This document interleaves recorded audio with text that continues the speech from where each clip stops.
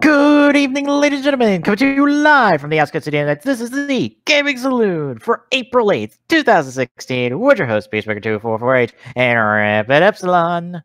Hi, everyone. We're about to explore some stupidity, and by stupidity I mean my stupidity. Yeah. Because before we get to the topics of this week, before we get to what we played this week, I want to show off a wish list because I'm an idiot and I'm stupid. Yeah, so after going through about 528 games in my queue, I've got the to result. reposition stuff, so This is the result. As you see, the promised summer game, 13-2 is right there. Right there.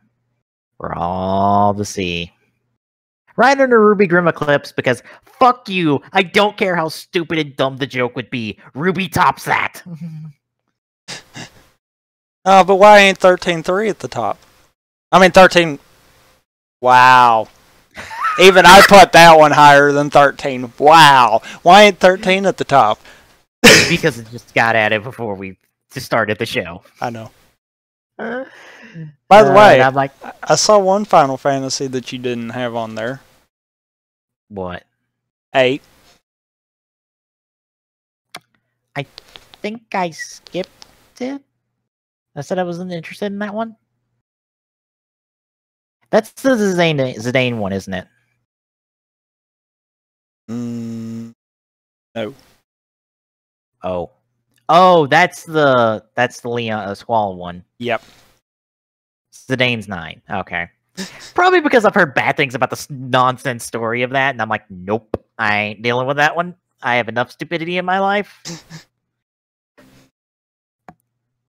Also, I love how Steam doesn't minimize properly for me to actually see chat while I'm looking at my fucking Steam wishlist.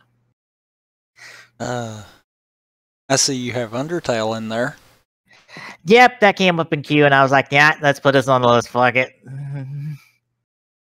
I also have the PC version of WWE 2K16 because that's the version I want now, because apparently it's the correct version I want. And yeah, Vegas 2 is on there because reasons. Cast Crusher's on there for reasons. Valkyria Chronicles is on there for reasons. Tabletop Simulator's on there because we might have some fun with that one if we all actually had it. Which one? Tabletop Simulator.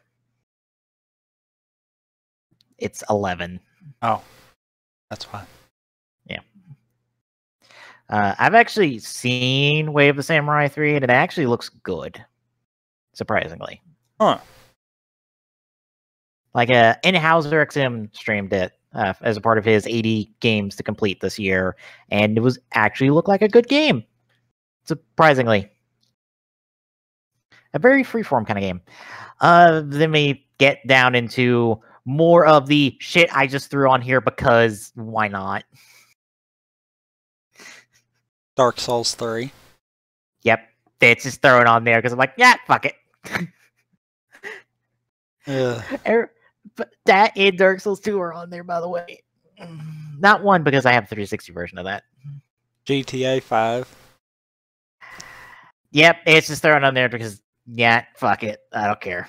Because reasons. Yep. Street Fighter 5, really? Yeah. Look, my policy for adding things to my wish list was just like, yeah, I'm just gonna add this to my wish list. No one's gonna actually look at my wish list and actually buy something off of here, to be honest. So I'm just gonna chalk it. Look, here's the main reason why there's so much shit on here. It's so whenever Steam puts a game on sale that's in this 81 game list, I panic because I see the email saying it and go, oh no, 13.2 went on sale, and I have to open it and go, did 13.2 go on sale? No, good. And that's why more games will be added until 13.2 goes on sale. If it even does. I'm sure it will. Because, I mean, it is a $20 game. You say that like $20 games have never gone on sale on Steam. It's a lot less likely. And Square likes their money. Steam summer sales coming up real soon. Square likes their money. Anyway. Yeah, there's just so much shit on here. It's just like some of these I'm like, I would actually want to play this. Other stuff is on here because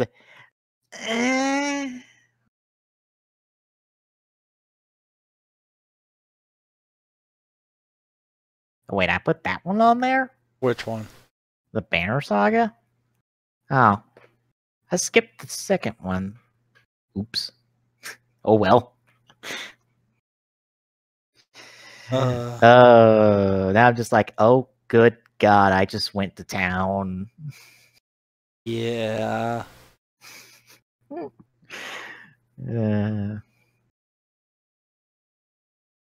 With really no kind of rhyme or reason. Nope. Yeah. Also, there is a simulator game in there. I don't know what number you're at. 70s. Oh, 76. Car mechanic simulator. Yeah. I was just like, yeah, you know what? I should put a simulator game on here because fuck it. Should have put Goat Simulator in there. It was in the queue today and I skipped it because no. It was literally the last thing in the last queue I went through and I'm like, no. And you know what? I'm going to do a queue live right now. You can't see the games. All right. Lethal League? Nope. Warden Melody? Nope. Frozen? Nope. Homebrew Vehicle Sandbox? Nah, fuck it. You know what? I'm gonna do nope. one. Do what? I'm gonna do a queue. Oh. Free to play. Yeah, do you want to put a free to play game in your wish list? No. No, this is something called free to play. Oh. Yeah. It's at it. NBA, nope. Adorable, nope. Eurofit, nope. Ace of Seafood, nope. Yeah, let's get Sonic Mario Kart. Oh, Sonic and Sega All-Stars Racing. Transformed. I've got that one, actually.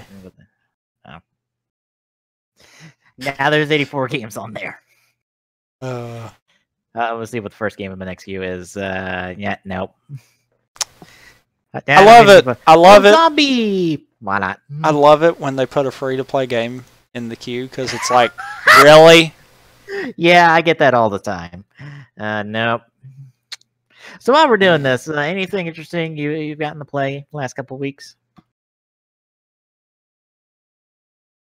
I don't think. No. Yeah. No, because I haven't really played anything.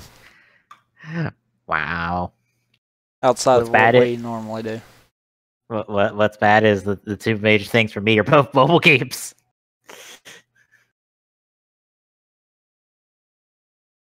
Yeah, let's put that Angry Nerd video game on there. Second one. Flame in the Flood, sure. Train Valley. Yeah, I'll wrap up this queue real quick. Moon Hunt. Nope. Let's put Orange Loaded on there. It took. I don't think it took. Oh well. Now we're out of that nonsense. I'm still on, but I'm doing more than really. You know, I don't even touch free-to-play games. When I scroll down and they say free-to-play, I just hit the next on the queue. Like, fuck it. Oh, you need to hit not interested or else it stays in potential queue.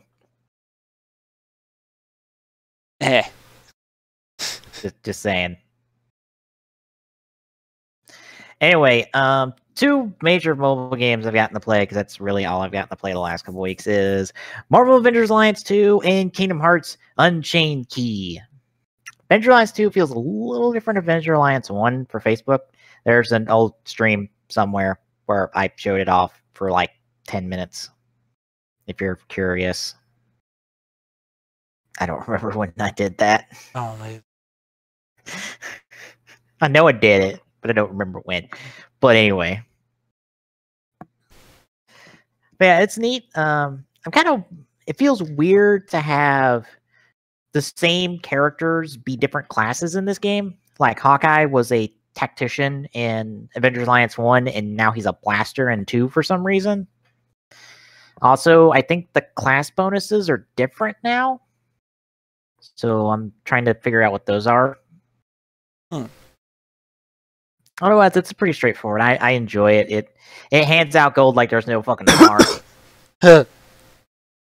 Also, there's no such things as costumes, so you can pretty much have like a team of Hawkeyes if you can recruit enough Hawkeyes or enough of any character. So I'm like, this sounds stupid, but whatever. I don't care. Because Avengers Alliance 1, it had like, it still has like so many unique characters.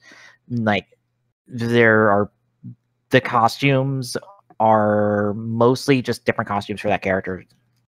It's been different characters every release they've had. No matter how similar they are, like all the spider people. Kingdom Hearts Unchained Key came out yesterday. I really enjoyed that one, to be honest. You get to kind of like roam around an area and attack Heartless. It's really cool how the gameplay incentivizes you to really like take the initiative in fights, because you get more rewards for ending the fight in one turn. But it's not as easy as you think it is, especially later on. Because you have to worry about like the rock paper scissors system in place between like attack, speed, and magic.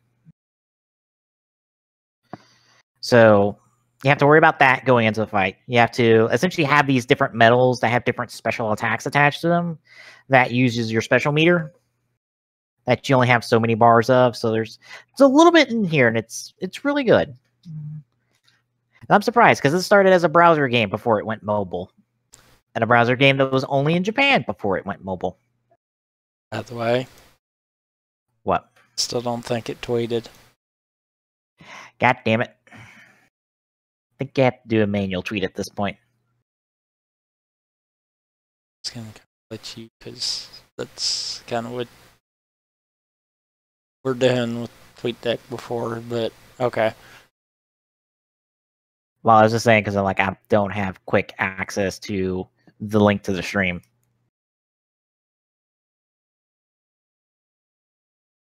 Give me a bit. Trying to reorganize stuff.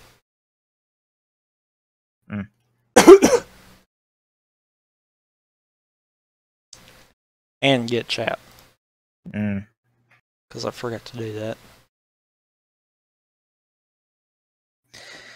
So yeah, that's mainly it. I will say it's two good mobile games, and I've enjoyed them more than I've enjoyed Record Keeper, both because they actually have me engage in the gameplay instead of just go, all right, I'm strong enough, hit the button, let's go. Although I think I'm finally at the point in Record Keeper where it's like, all right, now I have to actually give a shit now, at least in the realm stuff, because now you force me to.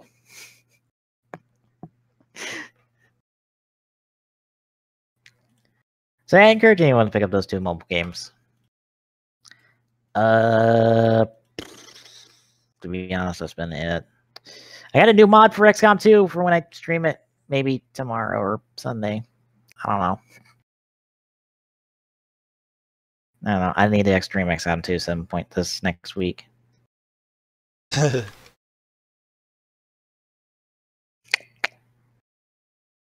And I need to delay more because you haven't gotten tweeted. No update on the Pokemon challenge because I don't haven't gotten back to Pokemon, so God. It's been a pain in the butt. That's all that I can say to this. God damn it. God damn it. And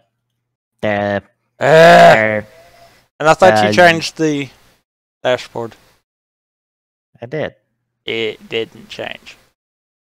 Fucking you son of a bitch. God damn it. Didn't take. Ladies and gentlemen, TGS on a normal basis. Disastrous as always.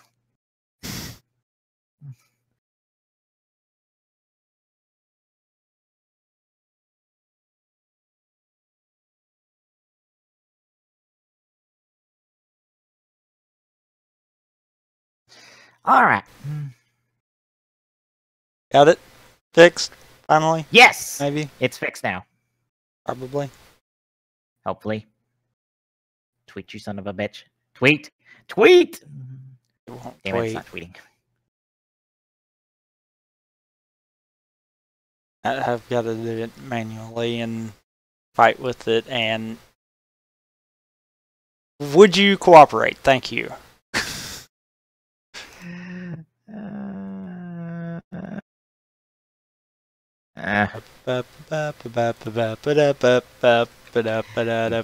Today's just one of those days. I'm sure you see the title for the podcast now. I hit.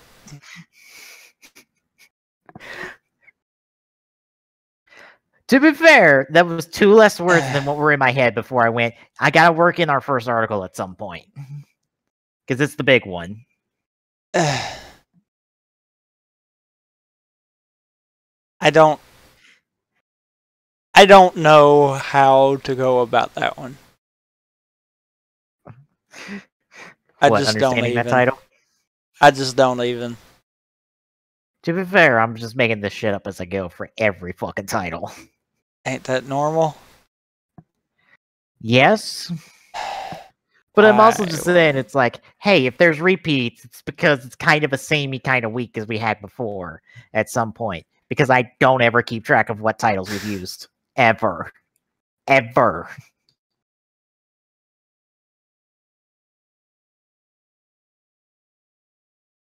Right, you need me to tweet it? It's tweeted. I did that. I'm trying to figure out why Twitch refuses to tweet it.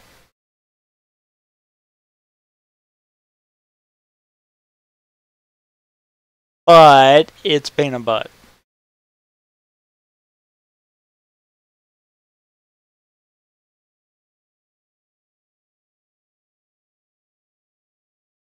I don't get it. I really do not. Oh well. I chalk it up to Twitch is broke and thank you Discord. Tommy. Yep. I was talking the entire time. I looked over and saw Discord was like, nope. God damn it. So that tweet literally killed everything. No, the tweet had been done. I was trying to figure out why Twitch was failing to tweet. Apparently that made Discord and Twitch chat be like, nope. So yeah. Yeah. Yeah.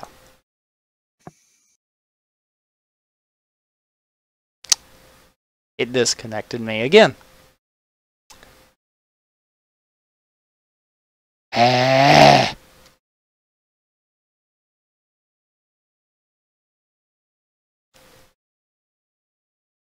Technical difficulties, technical difficulties. Oh. God. I can't help but laugh. It's all I can do to not be angry. It's all I got. OBS had a warning. It disappeared. I've not dropped any frames. I don't understand this. Well, Let's keep moving. let me make sure we're still live. We're still live. It hasn't dropped. Oh, okay, good. Yeah. All right. You remember Final Fantasy 15, right? Yes. Well, last week they had a big old event to show off the game and a lot of other stuff. So, where do we want to start on the relevant stuff? And I mean from like the third one down.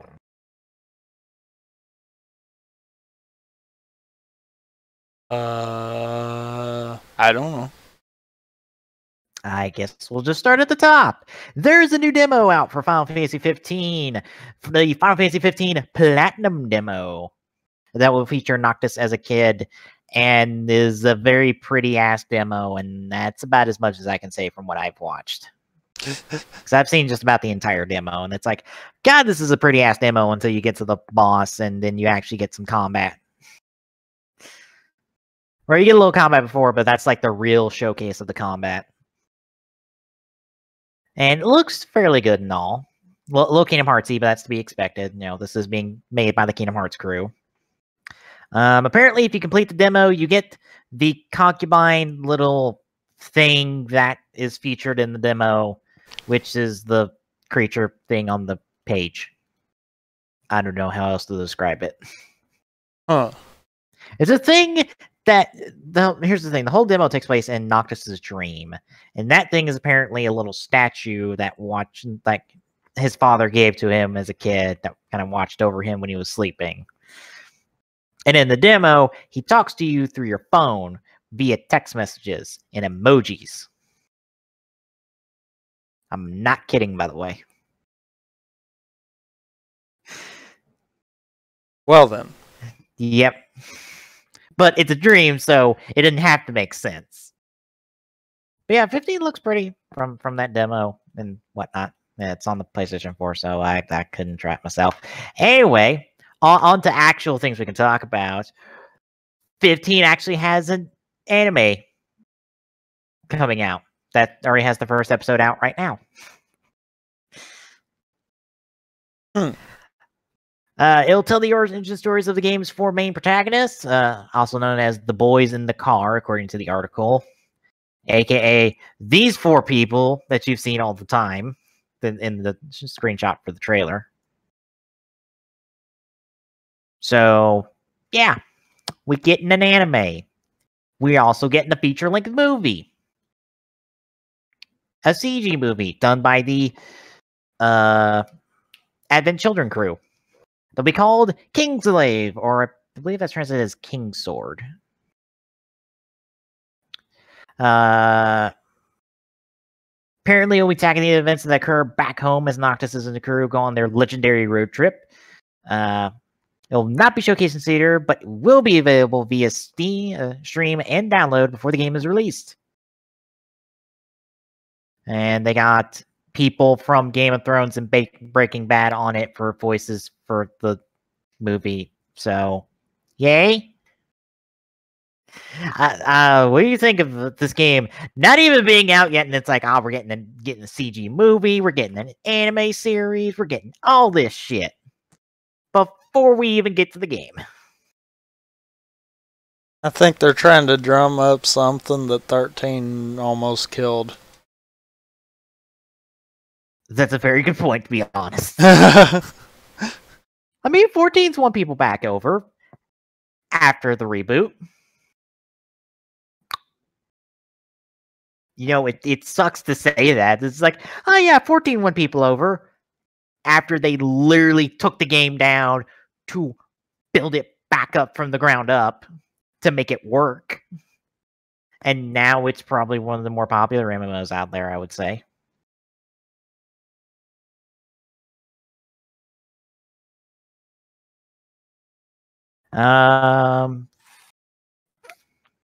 See, we got a trailer, but I think we'll leave that for last.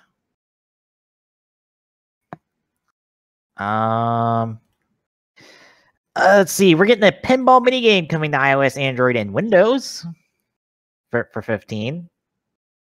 Mm-hmm. Okay, let's be honest. None of this is really that important. That's why we're kind of skimming through this. Yeah. Look, you know what's the most important thing here? We got a release date. And guess what when it is? And guess when it is?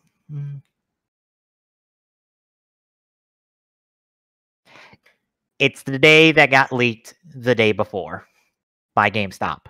Or yeah, no, not GameStop. GameSpot, my bad. You always do that. I know. That's that dyslexia kicking in.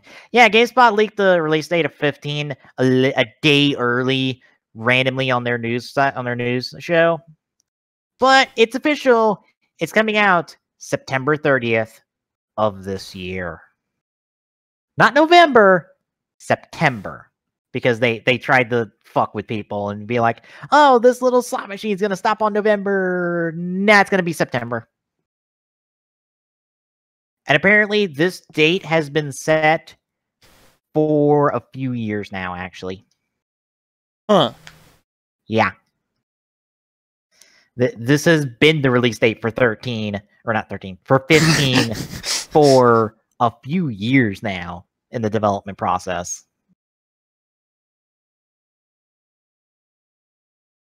So, yeah. September 30th of this year is when 15 comes out.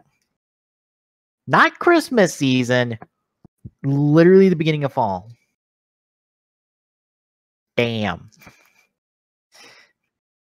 This is some Fallout 4 levels of, we're just going to announce this game, and it's going to come out this year, really.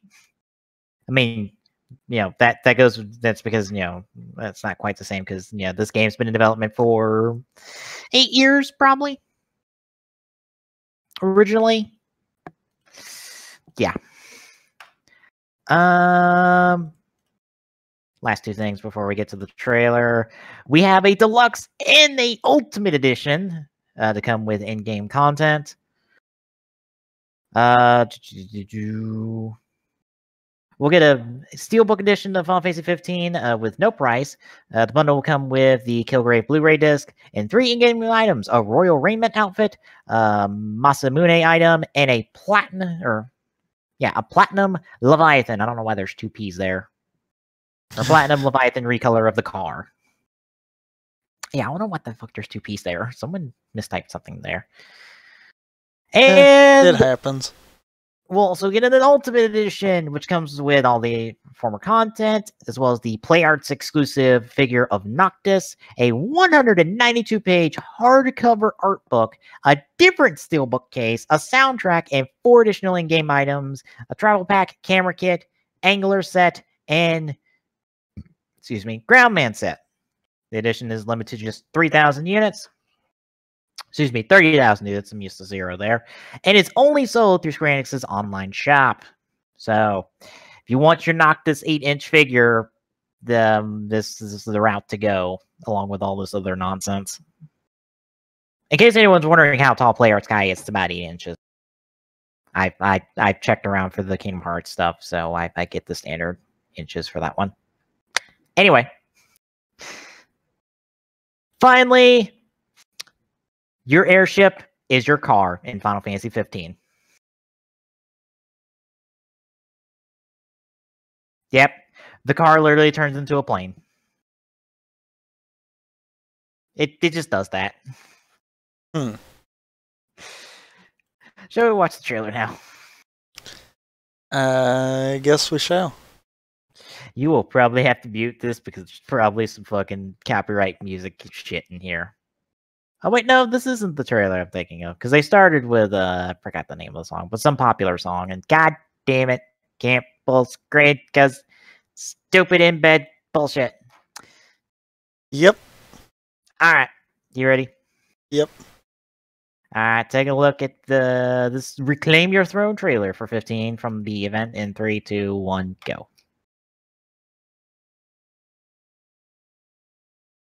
Speaking of which, I'm on YouTube, and on the side, I see the first episode for the 15 anime. Huh.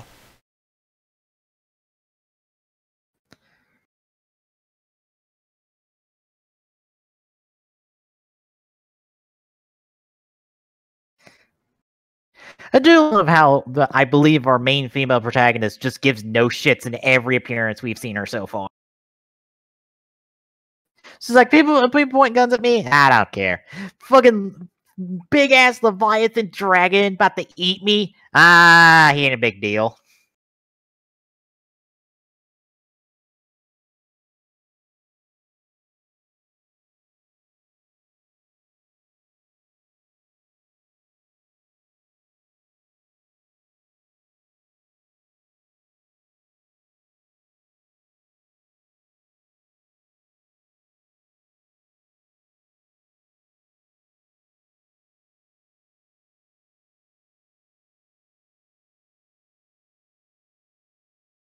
There's the song I was expecting. It was this song that was playing at the beginning of the show. I'm sure the stream can't hear it, but I'm like, hey, we ain't dealing with copyright bullshit, so we mute the shit for the stream.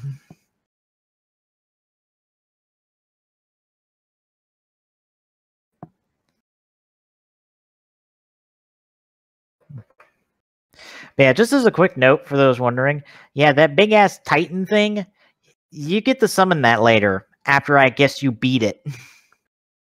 That would be the way that Final Fantasy works, so I would assume that part of it. Yeah, all these big ass monsters you've seen, those are summons that you beat and get to use later, I assume, from what I've understood of the gameplay.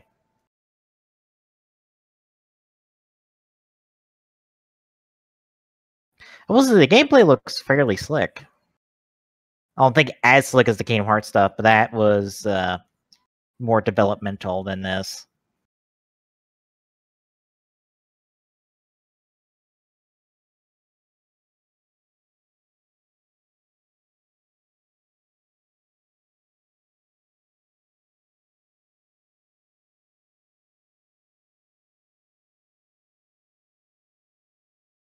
Yeah, it's looking really good. Yeah. Props to Square Enix for making a good Final Fantasy game after, the 13 trilogy. To be fair, 13 looked good. Yeah. Yeah. Too much downtime is what I feel was the problem with 13. Well, this looks like it's looking like it'll have some downtime too. But at least we'll have character development in between this downtime. As long as there's not long drawn out, you must grind at this point, downtime, then we're fine. Well, considering it's from the Kingdom Hearts devs, grinding isn't really a thing in Kingdom Hearts. Not really. That might be what Final Fantasy needs. Yeah. Because that was the problem. Mm-hmm. Yeah, now that I think about it, I don't think there was ever a point I really had to grind in the Kingdom Hearts games that I remember. Yeah, I don't think there was. Of course, granted, you weren't trying to complete them either. I bet completion status, you'd probably have to. Well, completion status of like you're taking on the really hard bosses, you probably need to be level 100. And that will require some grinding. But just beating the game, I don't think so.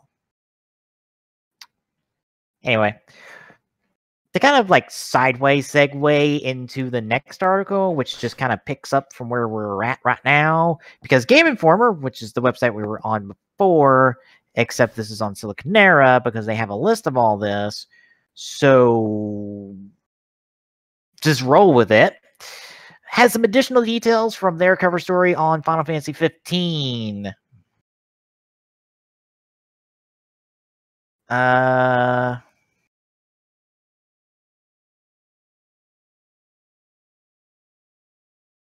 Tabata talks about interesting enough, the second one believes the franchise can't move forward without setting pride aside. He knows fans still have hope in where the series can go. Probably a reference to the fact that Final Fantasy has had a very rough last few years between the 13 trilogy, original 14, and probably even 12 going back far enough. I feel like. Truthfully, if I'm not mistaken, I think past 8 we've not really had one that's just stuck out massively. Yeah, because I think 10's fairly divided. Because I've heard like people say good things about it and bad things about it. I'm indifferent, to be honest.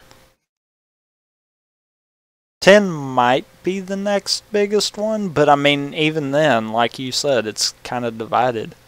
Yeah. But tell me how much you've actually heard about 9, 11, or 12. Not that much, to be honest, especially 12. I mean... Oh no, what was 11? I don't even know. Is that the other MMO one? Probably. It might have been. Let me check real quick. I believe it's the MMO. So then I'm like, oh yeah, I know 11. Like, people loved 11. Yeah, but... even for its bullshit boss. Yeah, but... How much did you actually hear about it? Yeah, it wasn't as big as I think it could have been. Maybe. Granted, it's died down since then, probably mostly due to 14's release.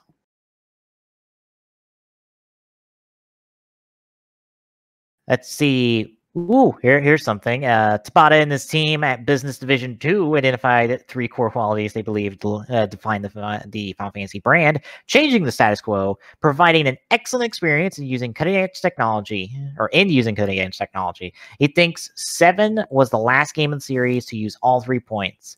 15 is a make-or-break moment, a chance to bring back lapsed fans and new ones into the fold.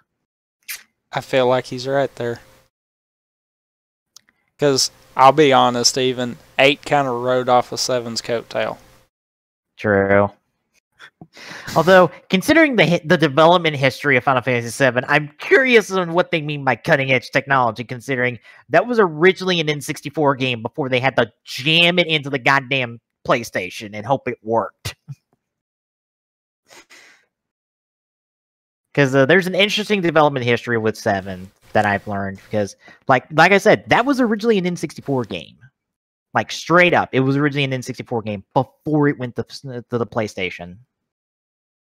And you ever wonder why there's that stark contrast between the overworld models and the battle models? That's a product of that transition. That was outright a product of that transition. But it worked. And Miracle, yes, but yeah. And to be fair, that really wasn't a complaint. Mm-hmm. So, with either it or 8. Because really, they both kind of pattern that direction. Mm-hmm. So, perhaps that was a good idea.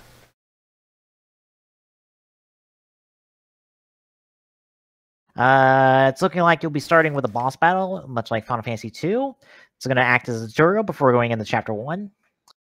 Chapter 1 brings you picks up right after the opening sequence with Noctis and friends on the road to Altissa.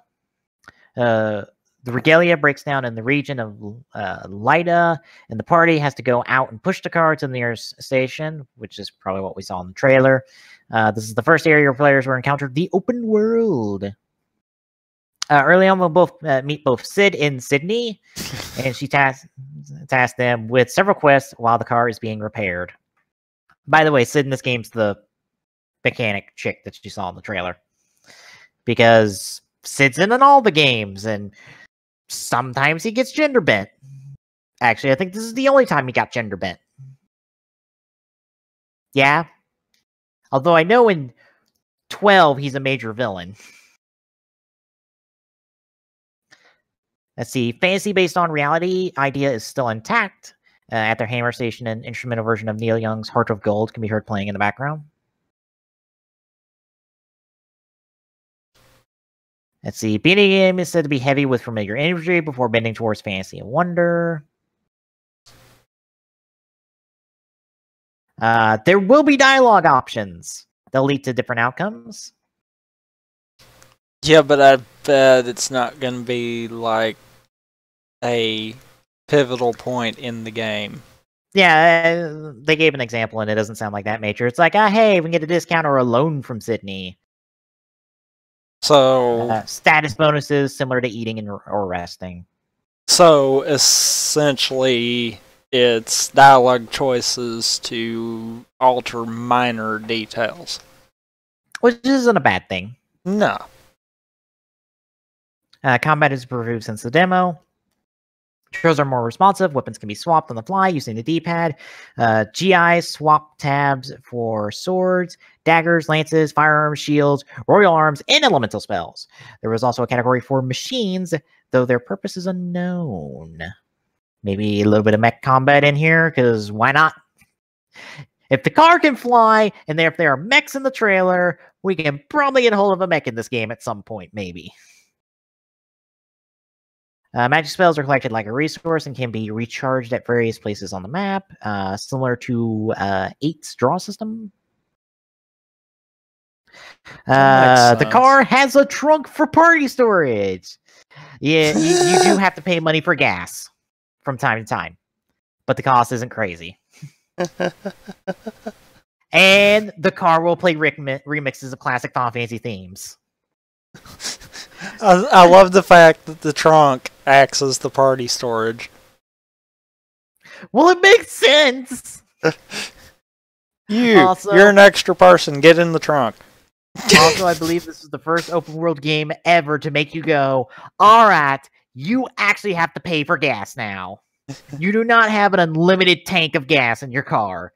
Nah, that shit's over.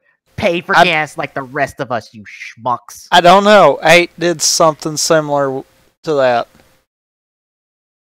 in its overworld. I can't. Damn it!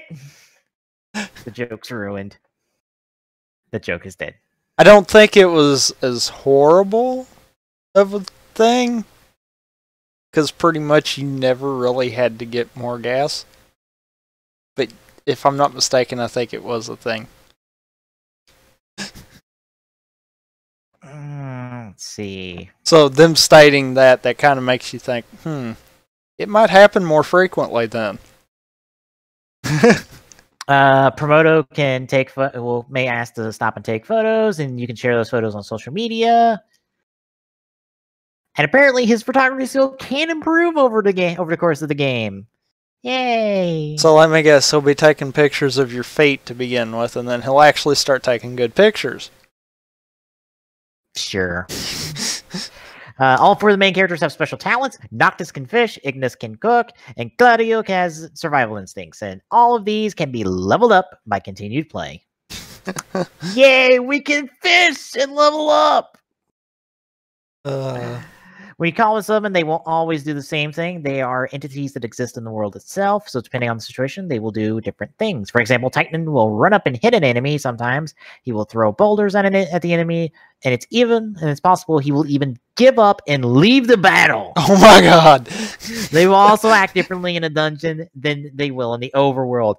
God, that's perfect. I want to see that. Fight my battle. It's just like, nope. I could see that. Walk up, nope. Turn around, walk away. It's like, why are you fucking calling me to fight these level 1 fuckers? I'm leaving. Call me when you're fighting something my size. You know, that would be funny. If, like, you were level 20 and you ran across some level 1s, instead of being able just to wipe them out in a matter of seconds with a summon, just have that be programmed into it. Yeah. There are 4 quest types for fun: main story, monster hunts, and regional quests. Currently, there are over 200 quests in the game, but the team are working to add more. Later on, you can synthesize magic to create more powerful versions like Blazara. Weapons can also be improved with materials collected in the world and won from battles. The main way to improve yourself, however, is through ability points, which accumulate as you level up. You got your choices on how to upgrade Noctis and his companions. Luna is the presence that supports Noctis in order for him to fulfill his destiny. She's also the type of heroine you want to meet, but can't quite reach. AKA, goddamn Arc 5 at this point. Fuck! Yeah. I I don't need 2 games that have the main heroine just like separated from everything. Ugh. Let's see. No intention to create sequels or anything out of this. He wants people to purchase the game to be able to enjoy it for a long period of time.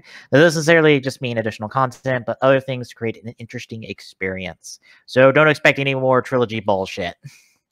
So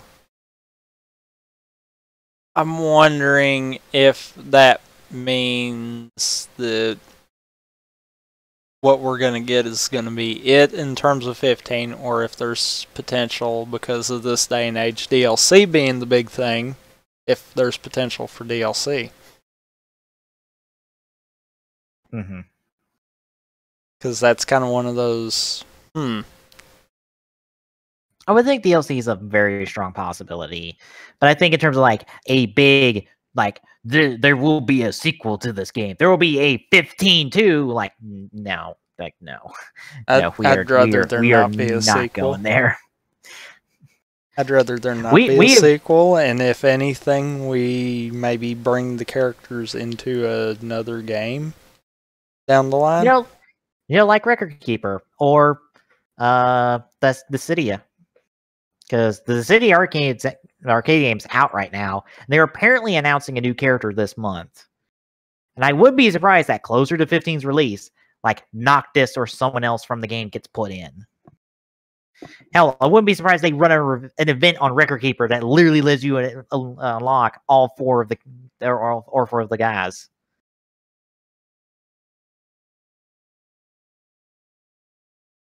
Because they've done, I don't know if they've done promotional stuff like that before, but I don't think they've really had the opportunity to do so. Because Record Keeper is only like a year old, I believe. I think so. The closest thing it's had is like 14, but I think it's already done that, and there's nothing else for them to promote. You know, unless they throw in some Kingdom Hearts characters, which I'm like, you know what, Record Keeper, you get bonus points because you put like Sora and Riku in here. Yeah, but then it wouldn't be a Final Fantasy focused game. They have Final Fantasy characters in their game. They're allowed to be in Final Fantasy games. No, they're not. That's all I'm saying. Is like, if Kingdom Hearts is allowed to have every motherfucking main important character from a Final Fantasy game, Kingdom Hearts should be allowed to go wherever it damn well pleases in Final Fantasy in terms of a reference. If Sephiroth can be a recurring optional boss, if Cloud can be a recurring character, if 7 can be a very important group of characters in this game. You're realizing that now. Yeah, there's a lot of Final Fantasy. If fucking Auron can be a party member, in 2. Come on. You know Kingdom Hearts got you a lot of love. How about you throw a little bit of love in there? Hell, fucking Bravely Default's from Square Enix, isn't it? Think so. Well, why don't we throw them in there? People love Bravely Default, even though it's only on like the 3DS systems. Because if they did that, it wouldn't be a Final Fantasy game then. To quote Pro Jared, this is the most Final Fantasy RPG Square Enix has ever made that doesn't have Final Fantasy on the name or on the box. That was literally a quote of his from his review of Bravely Default. This is the most Final Fantasy game Square Enix has ever made, has made in the last few years that didn't have Final Fantasy's name on it. Like, that's how much of a Final Fantasy game it was. And it is! Like, if you look into the game, it very much is a Final Fantasy game. Its roots is in that franchise, and while it does its own stuff, its roots is still in that series. So, come on, give a little love to the Bravely Default and Bravely Second crews. Anyway. Any other thoughts on all this Final Fantasy 15 madness? No, not really. Alright. You remember when we were talking about Fable Legends being dead? Let me guess, it's not dead. Maybe not. It'll be dead. MZV is reporting from multiple sources that discussions are ongoing about ways to save the game from oblivion. According to MZV, contracted workers have already departed the studio, but employees may have an option to stay on rather than accept a severance package. The likely scenario is that Lionhead employees would be granted permission to continue work on the game independently. We've reached out to Microsoft for a comment, and we have an update about a comment that apparently says nothing. We aren't sharing any additional details beyond that we've ceased development of Fable Legends and are in discussion with employees at Lionhead about our proposed closure of the studio as well. Microsoft representative told us via email. As the consultation period draws to a close, we'll have a better idea what will happen with Lionhead in Fable Legends. So Legends may not be dead. I don't know how many people are looking forward to Legends because Legends didn't look that good to begin with. You know what I have a funny feeling? You know what I have a funny feeling? What? Fable Legends will wind up disappearing. Just completely vanishing off the radar. Mm-hmm. Lionhead as it is, I have a feeling, won't be around. Mm-hmm. But I have a funny feeling that a lot of the people from Lionhead will probably decide to go on their own and potentially make something similar to Fable before too long. So what everyone has done on Kickstarter. Pretty much. Because that's seeming to be the thing. Our studio got shut down, so let's go off on our own and redo what we've already done. Yes, but do this because people will pay us to do this. Literally. Unless you're the one's doing Mighty Number 9, then everyone's bitching that you're a scam artist because you keep pushing it back. But yeah. Like they apparently did this past couple weeks. Yeah. Yeah. God damn it. We're never gonna see that game. Nope, we're not. Not at this rate. I'm like, oh my god, you have entered Duke Nukem Forever, fucking Final Fantasy Versus 13, fucking what's the Ico game? Shit. What is the Ico game?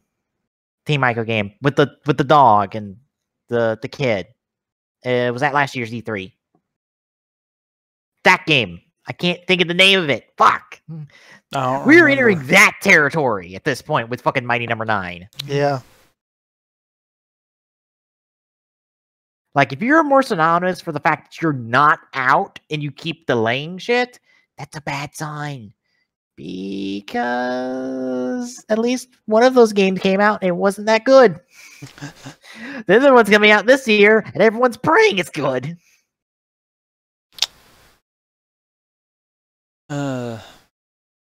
Anyway, should we talk about the company with the best press conference last year and their plans for this year? Oh, EA, I mean, Bethesda. Yep. Bethesda has announced more of its E3 plans, in addition to already confirming the press conference on Sunday once more. More than 1,000 gamers joined members of the industry at the event this year. At least that many will be able to attend the E3 2016 event. In order to voice your interest, blah blah blah blah blah. None of this is information I care about.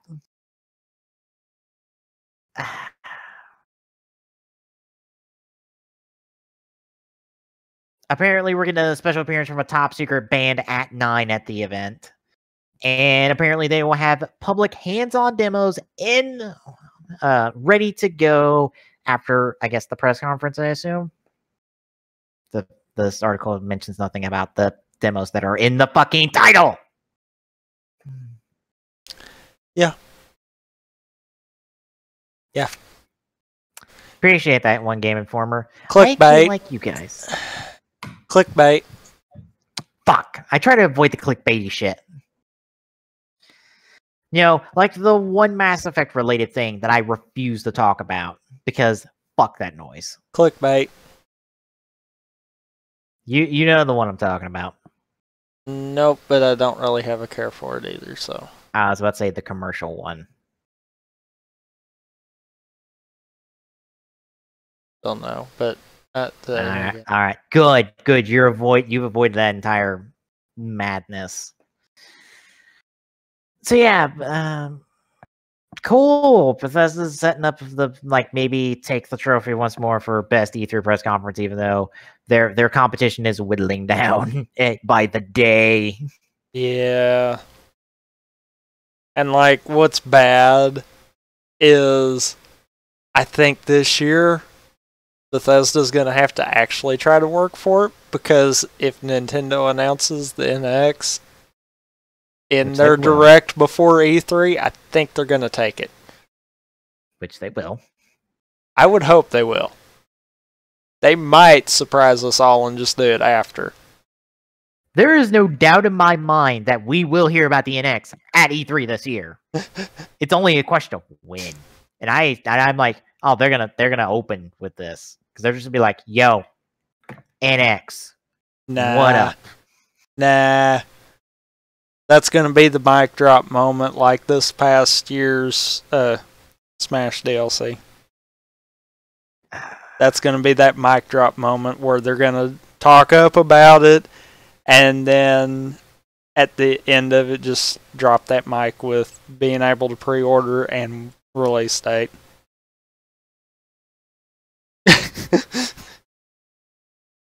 Because they've done shown that's how they roll. Mm-hmm. All right. Well, let's get to the one set of Nintendo rumors that I picked up on. I apparently missed the other ones somehow. I don't know how. Even though I mentioned that other one to you. And gave you the link, because as a matter of fact, I think it's still in the Discord chat. I probably just forgot, to be honest. Anyway, talking about the rumors that actually came out today, of all times. We have some Zelda U rumors that are quite intriguing, and apparently have a little bit of backing to them from the people reporting them. You mean Zelda U and X rumors? Yes, that's top of the list right here. Confirming the thing we probably already figured out at this point because of the timing of the release of Zelda U, is that it will be both Wii U and NX release. And you could choose to get one of them or both. So does that mean no backwards compatibility on the NX then? I assume it's more of, you know how they have these cross-platform buys that they've had in the last few years? Yeah, but if the NX is going to be a home console too, then that don't make much sense.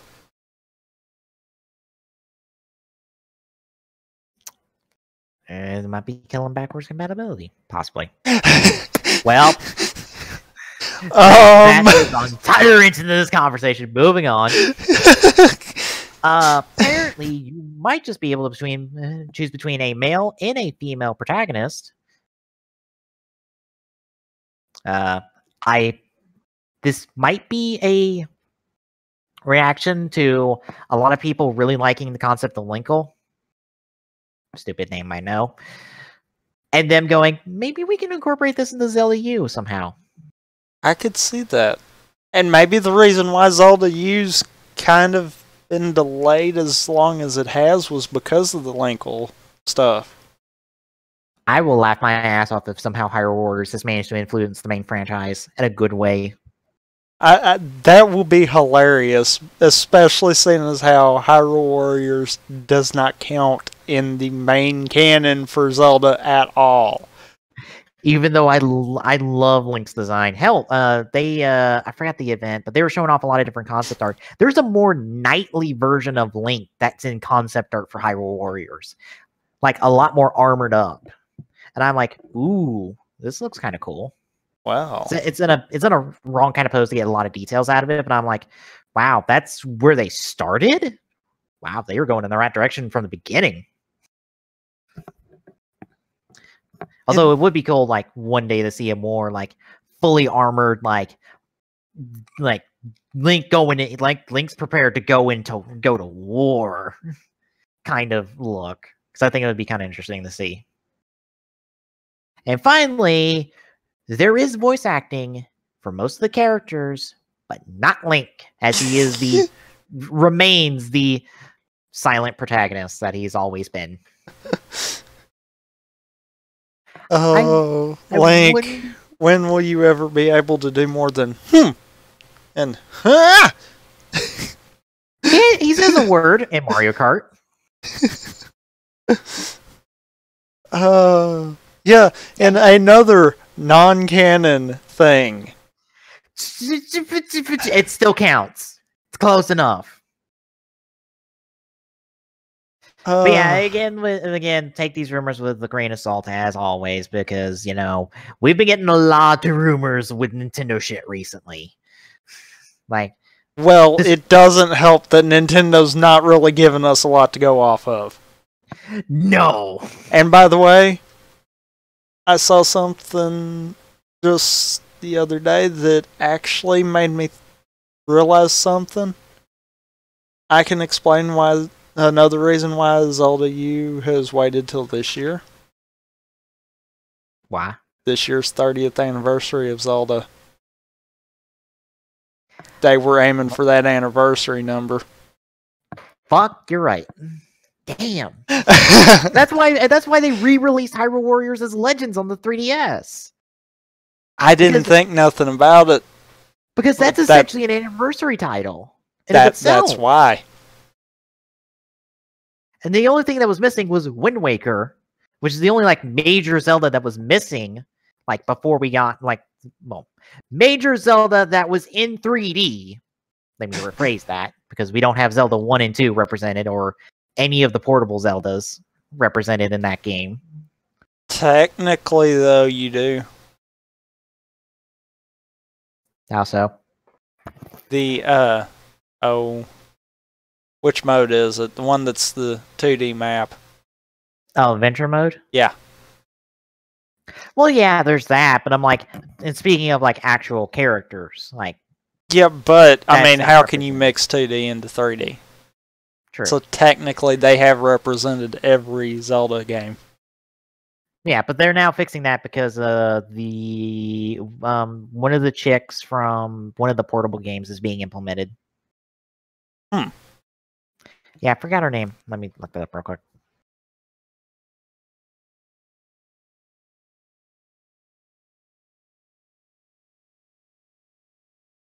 Give me 1 second.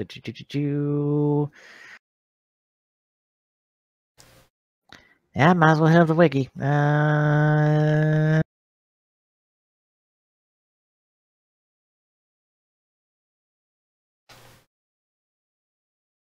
You know what?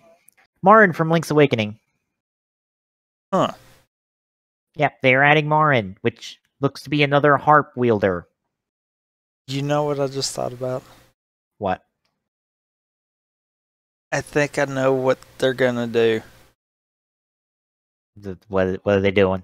If NX isn't gonna be their big mic drop moment, it's gonna be Zelda U. Yeah. And okay, yeah, they could technically release it on both Wii U and NX. If they announce the NX and state about when it's coming out before they say about Zelda U, they could still do the selling on both consoles. Yeah. And could probably... I doubt they could go this far, but they could probably go as far as making Zelda U available right after it. Yeah. I doubt they'd go that far, but they could. And the reason I say I doubt they could go that far is because, yeah, release date would kind of be leaked way before that could happen. But yeah, the Hyrule Warriors is the closest we get to an anniversary Legend Zelda game that covers all of the major games, and now they're moving into the portable series because Link's Awakening was a portable title, I believe, or was that a SNES title? I want to say it was a Game Boy title. I don't know. But yeah, and there's more characters coming besides Medley and Marin. I think there's like 4 more characters to be announced from the pack information we've gotten. I think if these characters even count for any of those pack characters at this point. So yeah, there's more to come for Legends. So Jesus. Anyway, any other thoughts on all this Zelda U? Oh boy, we in for an E3 with Nintendo. I tell you what. Yeah. Zelda UNX and NX release information. Yeah. This is going to be a tough one for anyone to beat Nintendo on. You know that as well as I do. Mm-hmm. And what's bad is they're not even going to be doing a press conference. No, they're using their usual Nintendo Direct, which, to be honest, works. It works. Last year it worked better. Yeah. And by worked better, I mean broke the eShop. Yeah. For the entire day. Mm-hmm. Oh. God, I'm really curious on the Amiibo situation going in. Because, like, Smash is over this year. Yeah. And that's one of those what's the next major thing they're going to be able to go with?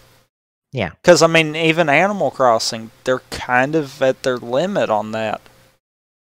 Yeah, there's only so much shit one can give about all these different characters in Animal Crossing. Well, and not to mention they did the Amiibo cards.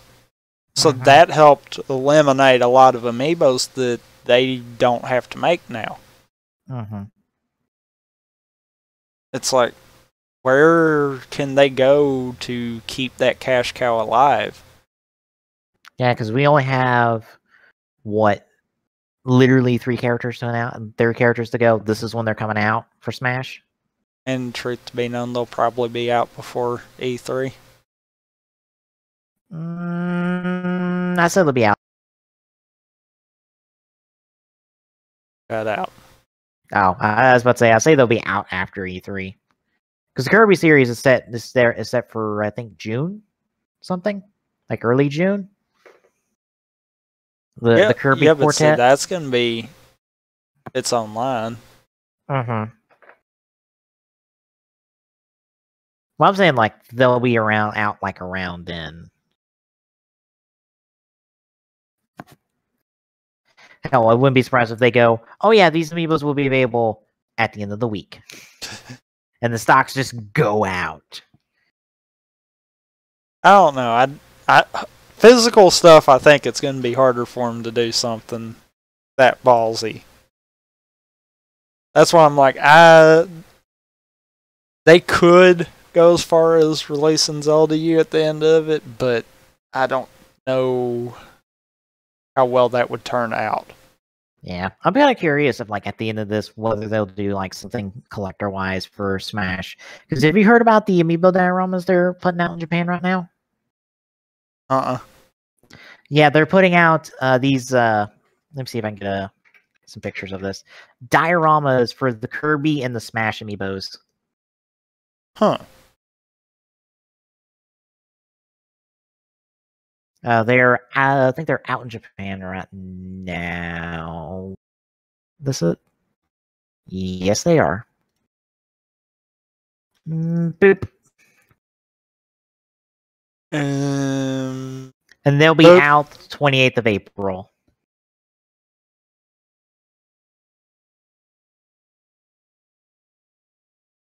Huh. Yeah, they're only going to be coming out in Japan right now. So there's the question of, like, okay, we're getting these elsewhere.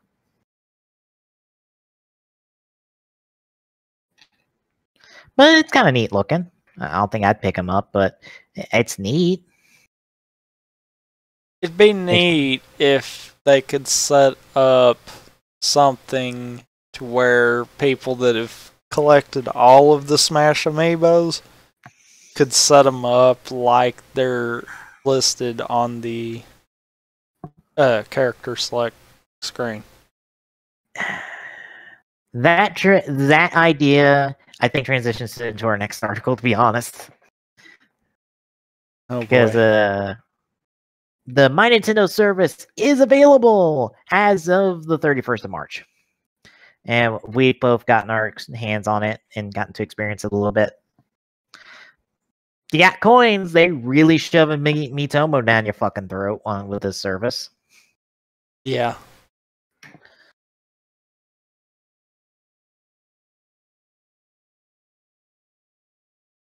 Let me sign in real quick And just to see. The Miitomo coins count as the silver coins. Figured. Yeah. Right now, what they got rewards wise? You can pick up Nintendo Picross Legend of Zelda Twilight Princess for free, I believe. Oh no, that's 1,000 platinum coins. Not bad. They don't list the prices on here. You got some discounts on some major titles. You got some Miitomo stuff. You got some free games you can pick up. And that's kind of it. You can get Flipnote Studio 3D for free.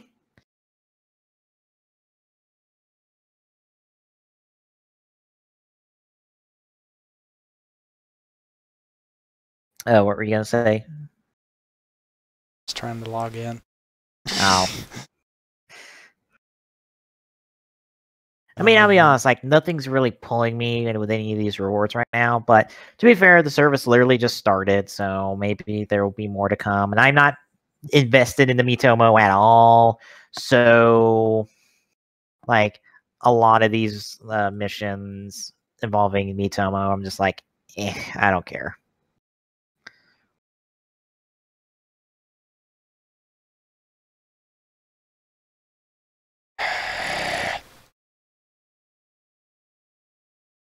Although I did just get an extra 30 for logging in weekly.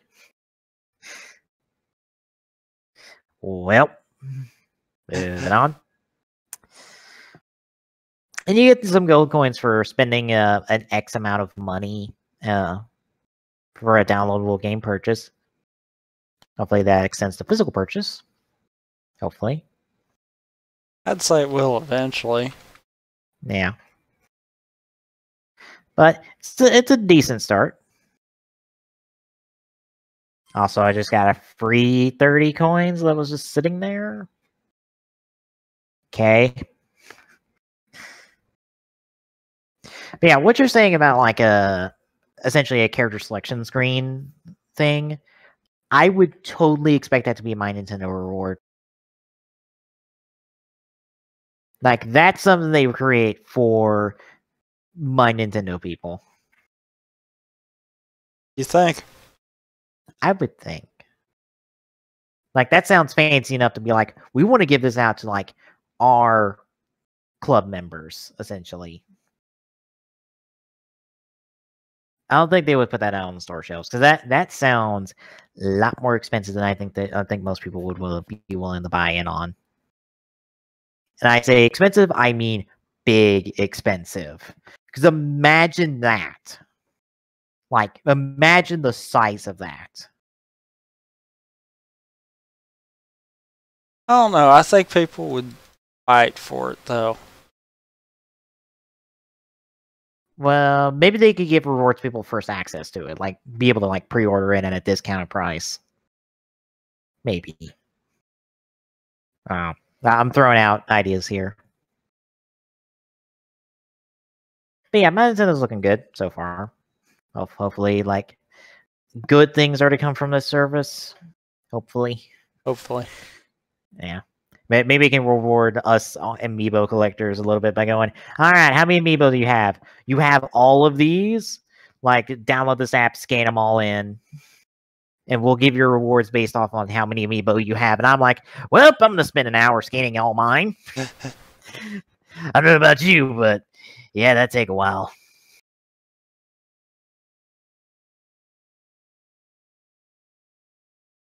Anyway. Anything else to say on any of this? Oh Oh my god. what? They didn't. What? You remember how they originally promoted Star Fox with puppets? Oh my god. They have new puppets! Oh my god. Oh my god, Jim Henson's company created new puppets! Link.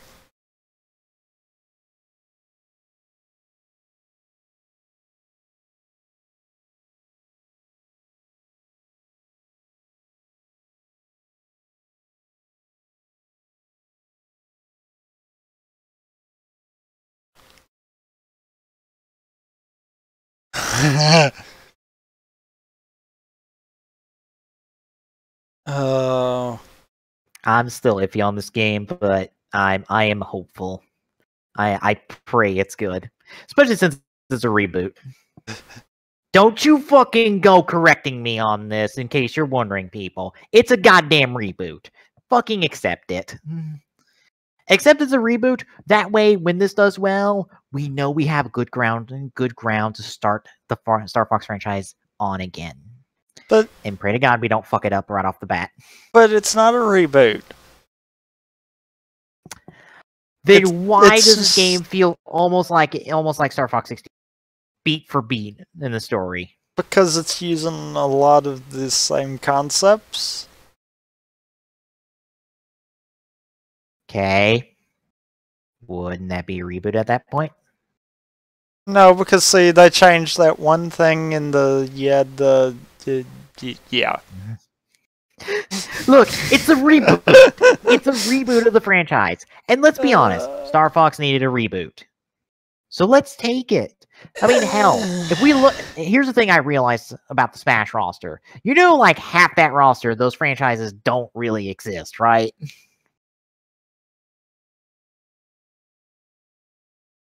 True. Like, that's a scary thought. And especially when you go back to, like, the original roster.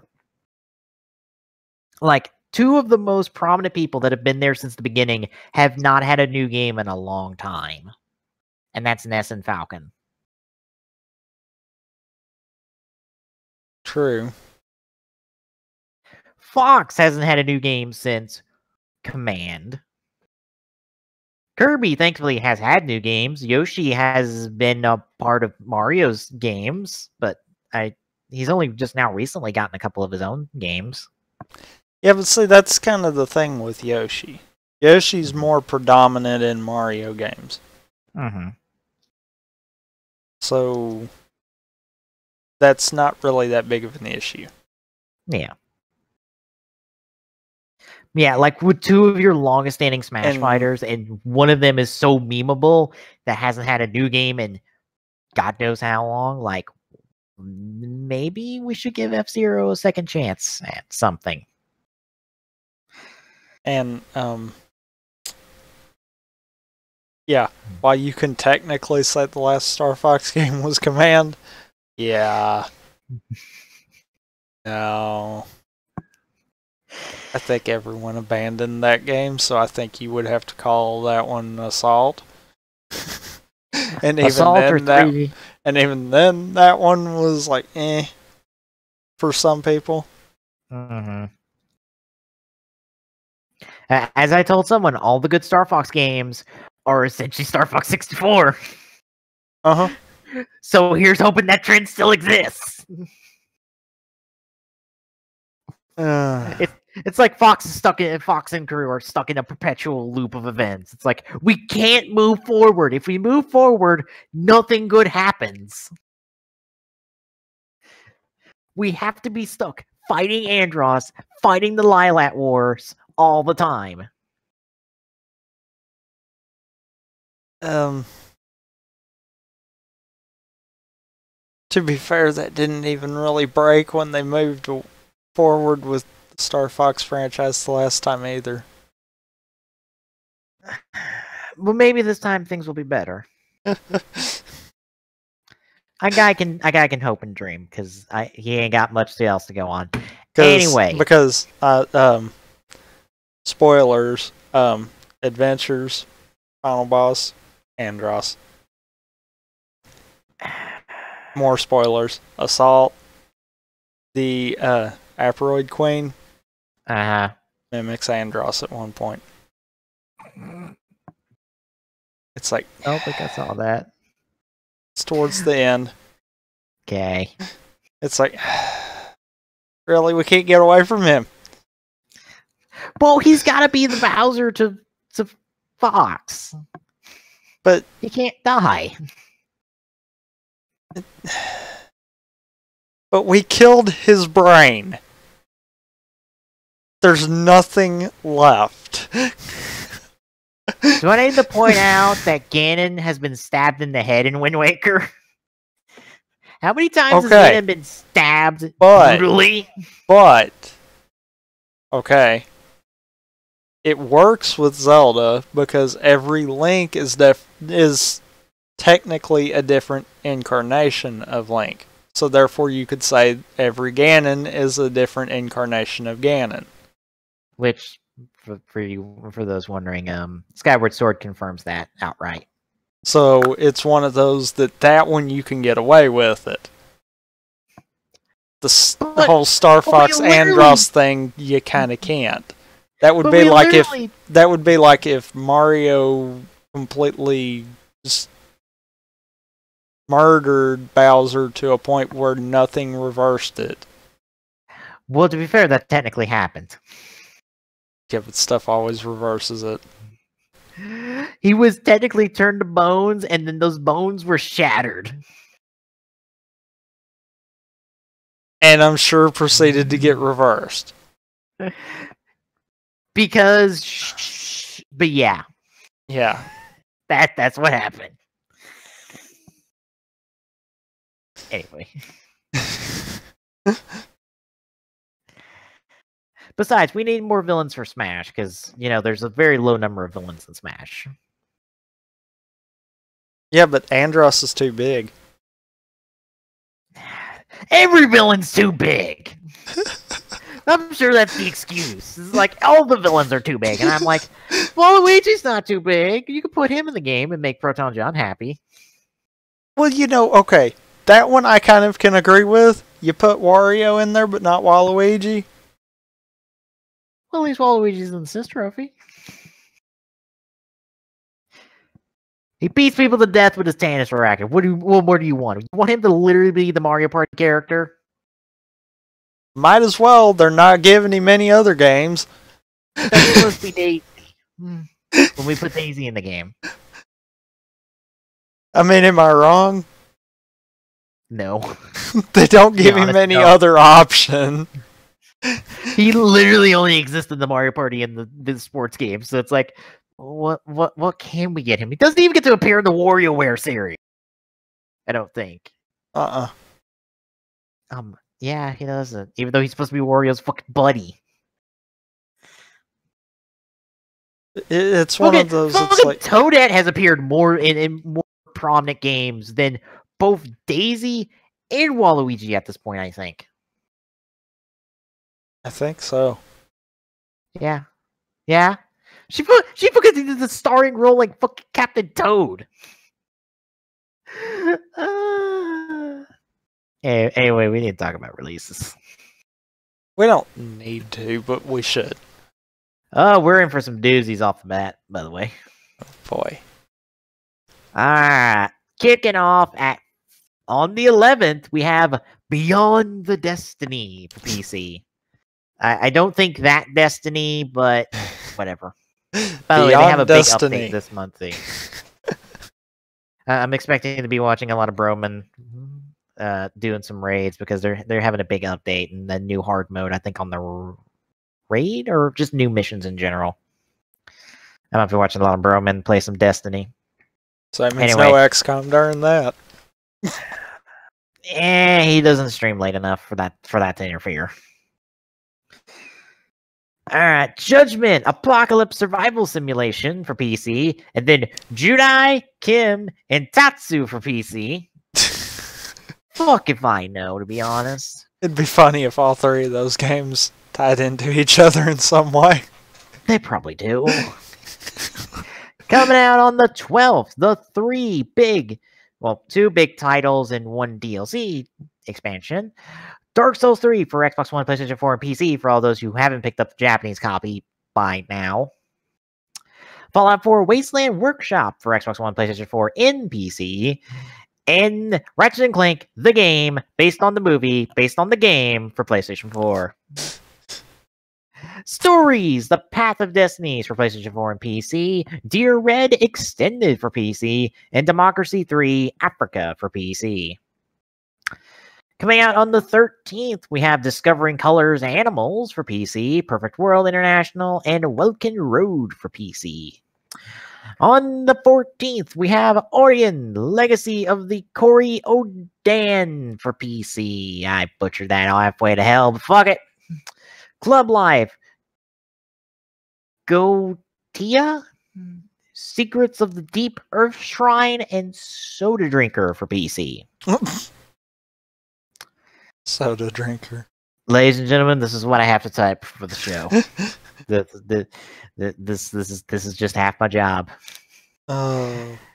Coming out on the 15th, another major title, Bravely Second Inlayer, the sequel to Bravely Default, is coming out on the 3DS.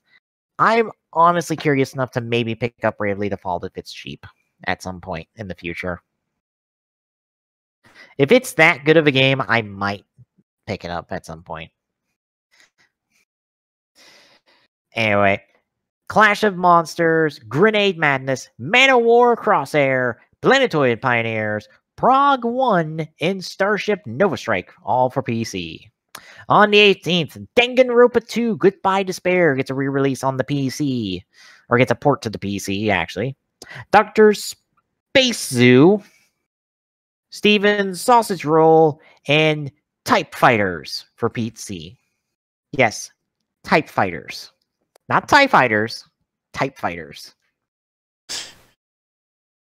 I assume this game is a fighting game that involves you typing words. If it's not it, I am severely disappointed. Like, straight up disappointed. You and me both.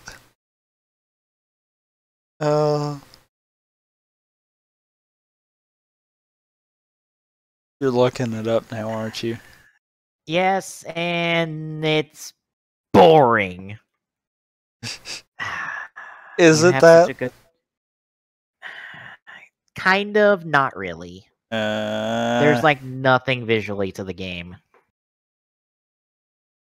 Wow. Anyway, on the 19th, we have Lichdom Battle Mage for Xbox One and PlayStation 4, Invisible Ink for PlayStation 4, Loud on Planet X for PlayStation 4 and PC, Pang Adventures for PS4, Axiom Verge for the Vita, Langseer Reincarnation Tensai for 3DS, Artificial Defense for PC, Melty Blood Actress Again Current Code for PC. Literally what the fuck word salad bullshit that I literally have to say for the internet.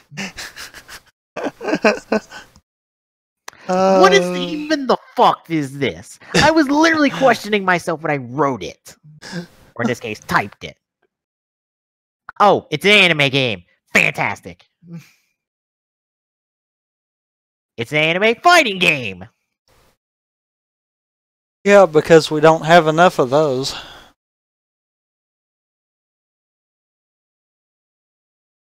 It's an anime fighting game that looks like it was built in Mugen. Moving on. The Average Everyday Adventures of Samantha Brown for PC, The Manor Saga 2 for PC, and The Black Death for PC. Coming out on the 20th, Masquerade, The Baubles of Doom. I fucked that up super hard. On 360 and Xbox One. I assume it's a part of the Masquerade Vampire series. Assumingly. I have no idea. Mini Mario and Friends Amiibo Challenge for Wii U and 3DS. I think you can still pick up a copy of that game if you buy an Amiibo at some point this month. I think that deal's still going on. I might be wrong, though. Bolt Riley, a Reggae Adventure for PC, Mega Magic Wizards of the Neon Age, POLLEN, and Witherlord Following the Princess for PC. By the way, for those who didn't realize it, that spells pollen. It has hyphens as well. I don't know why. On the 21st, we have UEFA Euro 16, Battlefield Gothic Armada for PC, Counterattack for PC, Holycon 6 Starship Commander, Jalopy, Midsummer Night, Mind Unleashed, and Stealth Labyrinth for all for PC. And finally, on the 22nd, we have Rugby Challenge 3 for Xbox One, Lumo for PlayStation 4 and Vita, the last big game of the next couple weeks, Star Fox Zero / Guard, as they both come together for Wii U, Abandoned Night for PC, CTU Counterterrorism Unit for PC, Krog Warders, Tadpole Treble, and Wayward for PC. So yeah, that's all you're expecting to come out for the next couple weeks. Fun. Happy fun times. Yep. Alright. Let's get to quick draws. And mine actually goes out to Giant Bomb as this past week and last week, they were doing big all-day streams showing off. Last week, they were showing off the Oculus Rift and everything I think that was available for the Oculus Rift on launch day. And this past week, they were showing off the Vibe headset, I believe, along with everything that they could get their hands on that was Steam VR. So if you're wondering about all this VR nonsense, I would highly suggest you go check out Giant Bomb's streams from the last couple weeks as they show off a crap ton of stuff and give you really good impressions about all this VR headset nonsense. And you know the biggest thing I got out of both streams? What? God, there is just nothing that really that good on or that's just available for VR. I mean, there's some kind of neat stuff, but there's not really like, this is the game that defines this essentially console. There really isn't. Also, there's an absurd amount of games where if you're using VR, your head literally does not exist, but everything else does. Weird. Like, for example, one of the racing games for the Oculus Rift, you could normally when you're playing the game, you play it with the controller, you play it with the headset, and you're driving the car. If you get up, you can literally stand up and have you in your camera perspective be outside the car. Or if you want to move, you can literally move your chair over, sit down, and drive while sitting in the passenger seat. Again, I highly suggest you check out both of Giant Bomb's long-ass streams on this. They have so much content and such good opinions talking about all of this. I mean, like, I don't know his name offhand, but the main guy, I believe, for Giant Bomb was said that the technology is here, they just don't have the software. Like, that's the biggest issue. It's just there's just no software. And, let's face it, these VR headsets, they are essentially consoles in their own right. They cost enough for it. Yeah. And they just don't have the games that are like, this is a game that, like, this is an experience that you can only get on VR. And those don't exist. And if they do, they're not that good. You know what needs to happen? What? Which I know Valve isn't gonna do it because they don't have a new engine. But honestly, I feel like the VR stuff would benefit from like Portal or Left 4 Dead or Half-Life. Well, they already have a game that is like connected to that universe in there. It's not a game, it's more like a tech demo of sorts. But you have no, what is it? I can't remember what it is, but like some Aperture Warehouse thing that there's a game in there that allows you to like shoot off these personality pods into like debris in the warehouse, and like it's essentially like an Angry Birds thing, but it's in 3D and it's VR and shit. But it has all of the standard Valve writing, so it's good. But it's not really a game. It's more of a demo. That's why I'm saying I think one of those three would really benefit from it. Yeah. Because they're already first person. Mm-hmm. So it's not like you'd have special coding for it. You just have to widen what was viewed by the player. Mm-hmm. And format it for the VR headset. Yeah. But one, we know Valve's not going to go back to older games to implement that. So it would have to be new games. Mm-hmm. And we don't have a Half-Life 3 engine. And that's the only way we're going to get those 3 games. Yeah. I mean, until they come out with a new engine, pretty much all 3 of their next games are never going to happen. Mm-hmm. Also, for the Vive, since it also like requires floor space to play for some of the games, some of the requirements apparently were stupidly huge for some of the games. Really? Yes, like I forgot the dimensions, but I'm like, they cleared out a part of their studio, and that wasn't even big enough for one of the games. Like, it required more space. And it's like, what the fuck?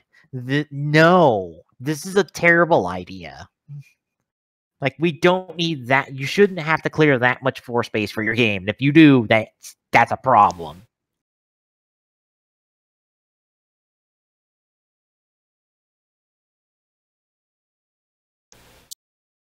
So, yeah. Yeah, again, check them out. It's all on Twitch. Giant Bomb on Twitch. It should all still be there from last couple weeks. If not, I guess go looking into their archives and see if you can pull it up. I didn't see a good portion of it because I had classes, because this was on a Tuesday, but I got to see plenty, and it's like, this was a very good impression of VR tech. Because you also got to see inside the goggles. Although there is a wide range of how the fuck that shit gets outputted for people to see outside of the headset. Like, sometimes it's like 16:9 standard HD definition. Sometimes it's like you get to see the 2 separate IP screens. Sometimes you see one IP screen and it's not clear which one you're seeing. Sometimes it's some 4:3 iPhone resolution shit. Like, it's all over the place what you see output wise. I think it's because there's no industry standards for it yet.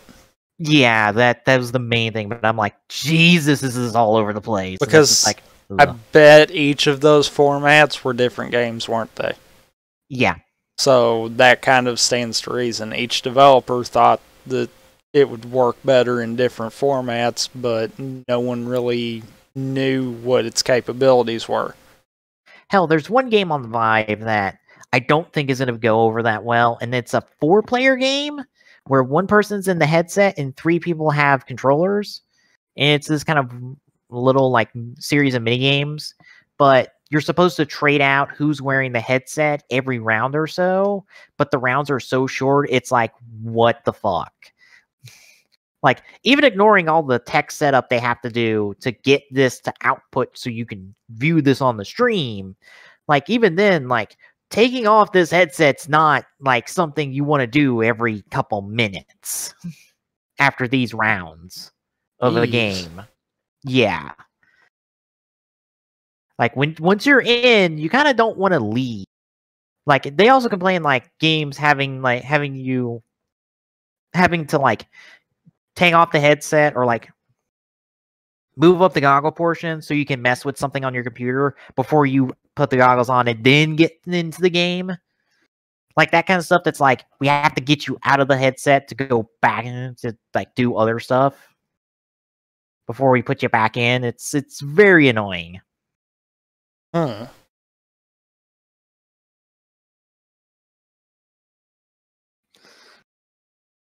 So yeah, it's like I said, it's a fantastic impression, and Giant Bomb, I think, might be one of the underrated news sites out there. I know we don't really use them that often. I might switch out someone on TGS Newsbot Twitter for them. But anyway, on to yours. Now that I've taken forever to suck off Giant Bomb, essentially.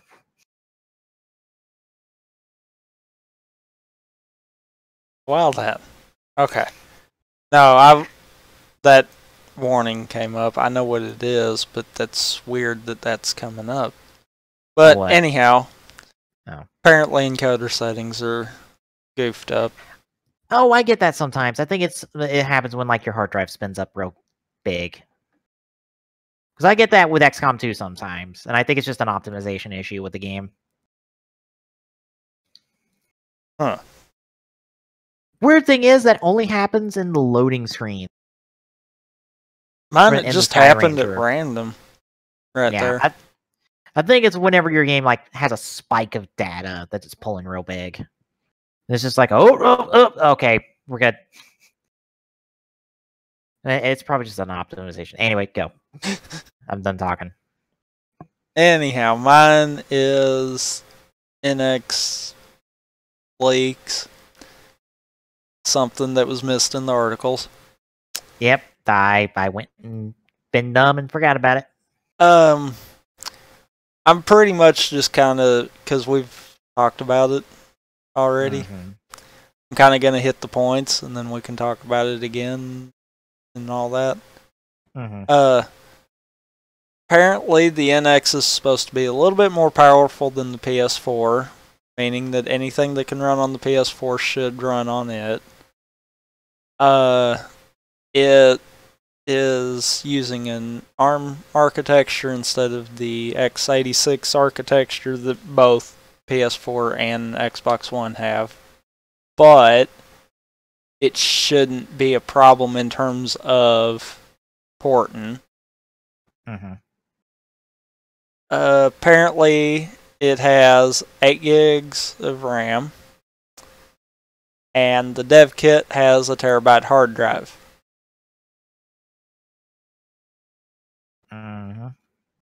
To be fair, that's a lot right there. Yeah. And I'm kind of impressed with that. In OBS, you can quit. I saw that. It did it again. It's not being nice. But yeah. Yeah, remember how we said about the controller being fake? Yeah, it's fake. Pretty much. I'm not going to go down through all of these. From what this described, think of the Wii U gamepad, remove the plus and minus buttons, make those virtual buttons that you can press on the screen, and ta-da.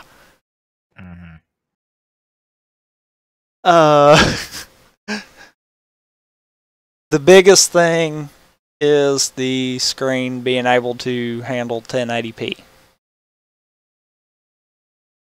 Which, yeah, go ahead. I was going to say, when we were originally talking about this, that we transitioned straight into, all right, what's the battery life? Because neither one of us knew how long the battery life on the gamepad was to begin with. And it's like 1080p, that might be draining on a battery. Now, I don't know if the dev kit's the only thing that does this, but it's hardwired. So it would seem weird if we went back to hardwired controllers after everyone trying to push away from it. Yeah. But at the same time, I could see the controller needing its own power source. I got to thinking more about that. Maybe instead of it being hardwired to the console, it can be plugged into like a wall outlet. That way then it still has its portability, but it's still getting the power it needs. Yeah, which I think it'd have to be a caveat that I have to take, to be honest, at that point.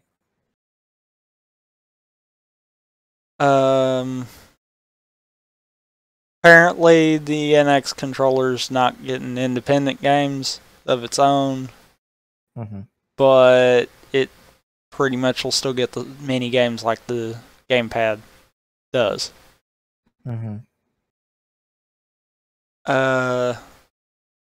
Oh, all the rumors about it using cartridges, yeah, that's no. Who even said that? I saw a few of those.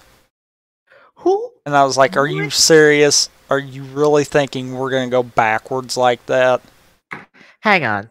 One, the fuck makes you believe that? And two, what the fuck makes you think that that rumor could even possibly be plausible if you're the one making it the fuck up?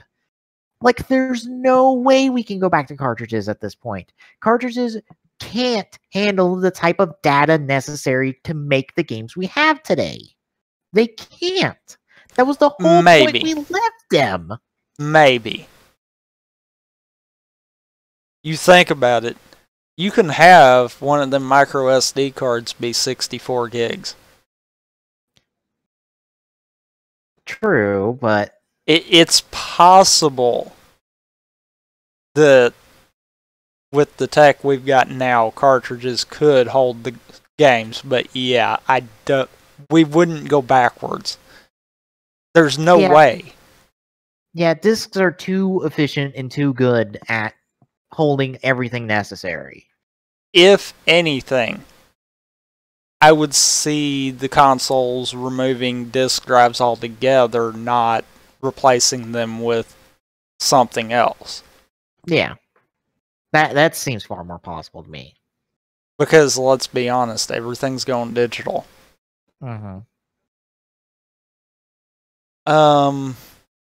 Pretty much that's kind of the big things there.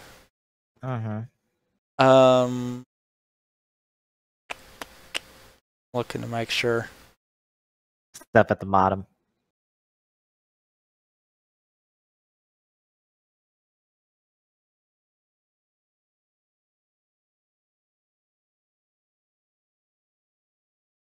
Yeah, I'm not seeing nothing really that isn't a given. I was about to say, the more powerful than the PlayStation 4? I already mentioned that.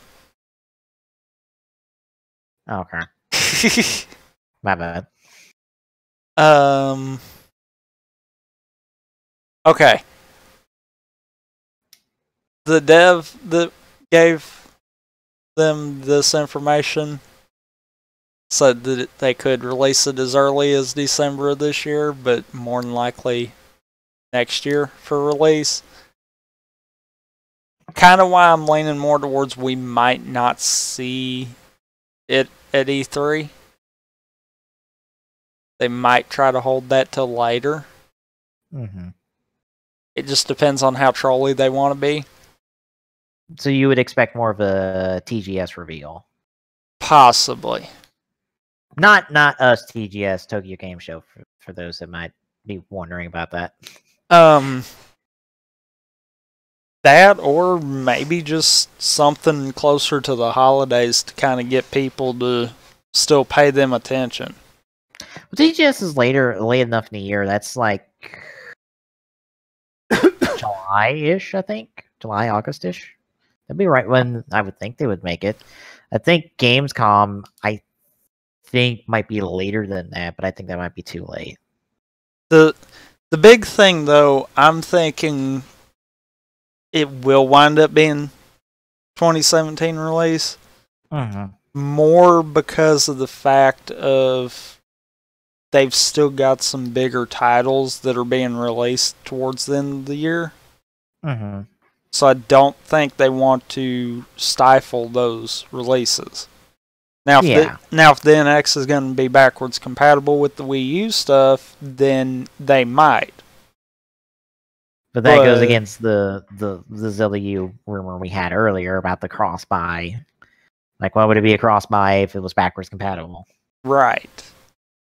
Which, maybe for that one, maybe there's some kind of additional thing that only the NX version's going to have.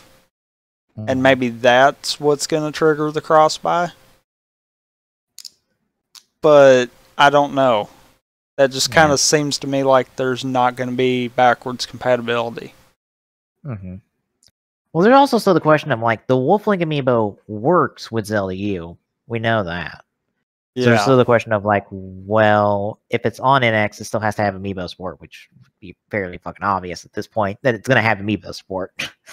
If the NX doesn't have amiibo support, I would personally fly to Nintendo and slap somebody upside the back of the head and be like, the fuck you thinking?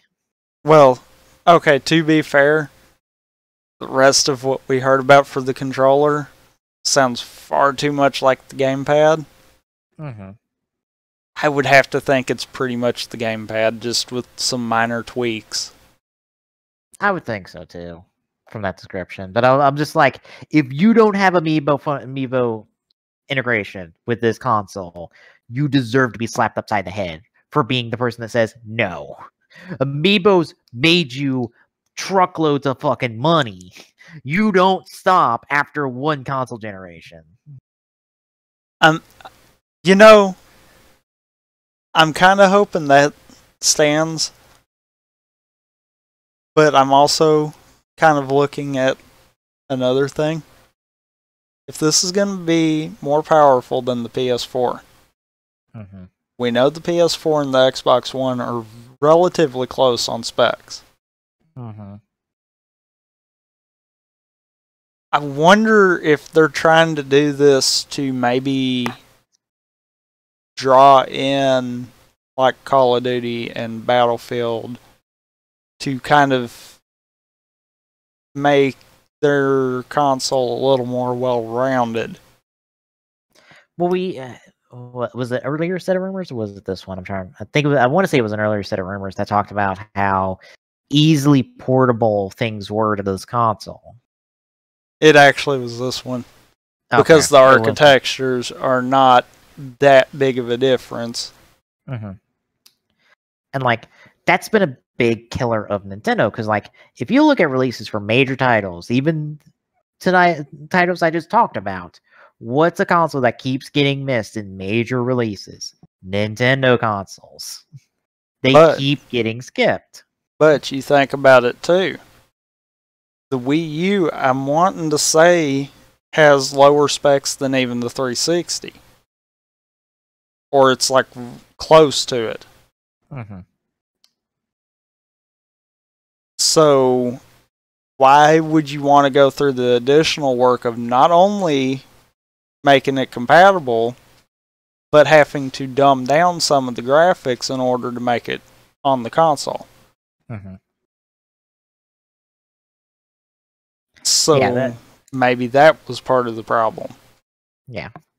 But the fact that, like, if this NX is easily portable too, that means Nintendo can go, all right, you can get all of our classic lineup of characters, but now they can go, all right, those big multi-platform franchises, you can port to us now. And, like, it won't be that hard anymore. It won't be that atrocious to deal with. Like, yeah, you got, like, the fancy stuff we do with our consoles, and maybe you can integrate that, but, like, it's not like the PlayStation 4 has its fancy stuff as well, but we don't see the stuff with that often. I'm kind of hoping, too. We know about the whole crossplay being a thing for Xbox One and PS4.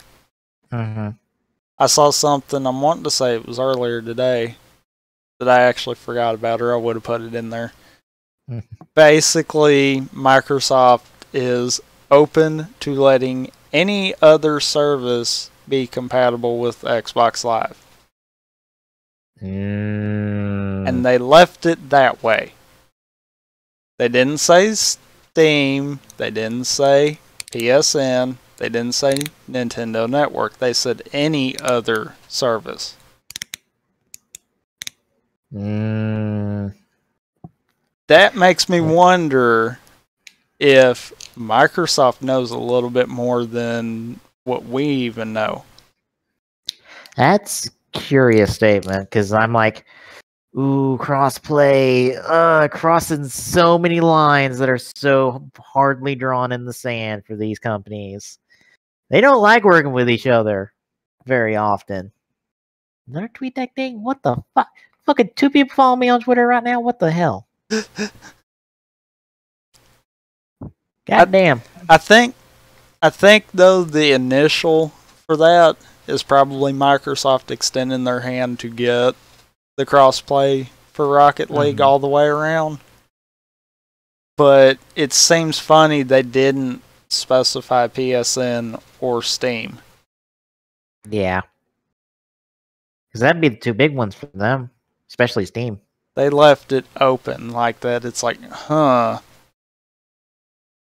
If the NX rumors are right, and this is going to be on par with Xbox One and PS4, it would stand to reason that Nintendo and Microsoft, especially after we've seen Microsoft be like, yeah, we'd work with Nintendo again.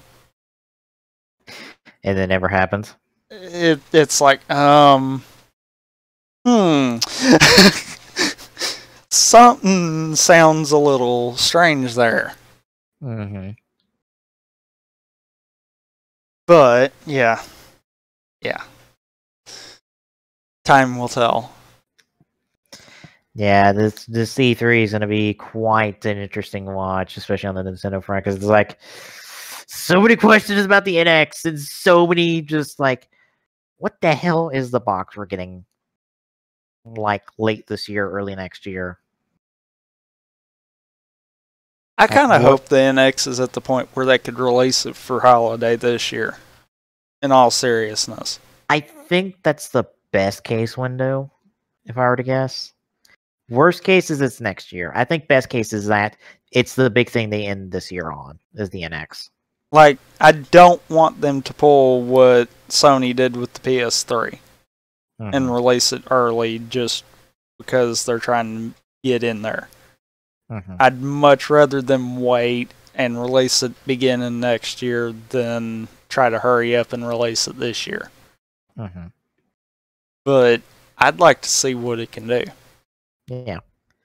The best thing is, like, the console exclusive games, like, for me, Sony will finally have them. Maybe by the end of the year for me. But Microsoft doesn't have them for me right now. I think that's the other reason why Microsoft's just like, yeah, we'll allow crossplay with anyone. Because it's like, we are being desperate now. Yeah, because we're supposed to have Gears of War 4 at some point? I think Gears of War 4 is this year, I think? Was something I read? Probably. That would stand to reason. And Wasn't that why we had Ultimate Edition last year? I believe so. Was because we were getting 4 this year? Yeah, and I believe I read something that like confirmed release date. It was this year. But yeah, I'm just like,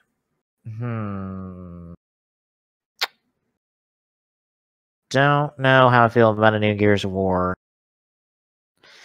Seems like we're continuing the franchise when it left off on a good point. Oh, so like Halo? Pretty much. Yeah, I had to say it. I mean, at least Halo's got good expanded universe material. As I found out. Yeah, but, okay. To be fair, game-wise, in terms of continuity, not in terms of release, we would have been fine with the ending for 3. They did not have to go into 4. And And then we're into 5, and Cortana's evil. And she says she's cured of her rampancy, and I say, you're full of shit. You still fucking rampant, woman. You are not cured of your rampancy. You still as cuckoo crazy as you were at the end of 4.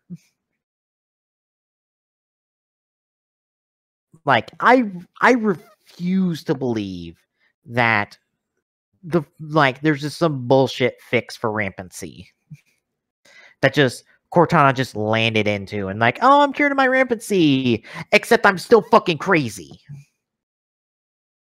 Like, she's still nuts. Okay. She is. We know throughout the course of 4 how there was the slight potential that she could be cured of her rampancy, but that only depended on Chief getting her to Halsey. Uh-huh. So if she never got with Halsey, she ain't cured. But she says the Forerunners on this fucking random ass world had a cure for rampancy, and she found it, and she's cured of her rampancy, and everything's clear now. And I'm like, you lady, you drank the fucking Kool-Aid and you went bonkers. Like, you went more bonkers. You are not cured of your rampancy. You're nuts, Cortana. But what makes you believe anything you're doing is right? But case in point. They had to take a good ending and ruin it. Yeah. And I'm feeling like you're hitting on the dot with the Gears of War thing. Because 3 ended in a good spot. Yeah, but now we're dealing with something else. And it's like, the fuck else could we be dealing with? Like, literally, what else could we be dealing with? We literally blew up the villains in 3. What the fuck else turned up to say, fuck the world? Yeah, literally took care of hell on earth. And now what? What fucking hornet's nest did we stir up in 4 to cause shit to go bad? Maybe that's just Microsoft's bad number is 4. Probably. Because think about it, if this one does not turn out good, that'll be a second series that they've screwed up on coming right out into 4. Well, technically it's 5. And Judgment was a prequel. True. It kind of takes the same spot Reach took. God damn it, you're right. Son of a bitch. Why are they fucking plotting the Gears of War games like they're fucking Halo? God damn it. They did! I realize that they fucking did. The only thing that's missing is the DLC game that got turned into a full game like ODST did. They didn't do that for Gears of War. To be fair, could they have? Probably. I mean, I don't think they really could have. Well, there's still no tactical RPG or real-time strategy game. My bad, real-time strategy game for Gears of War. And also on the flip side of things, there is no random game that is pretty much mechanically the exact same as Halo, like there is for Gears of War.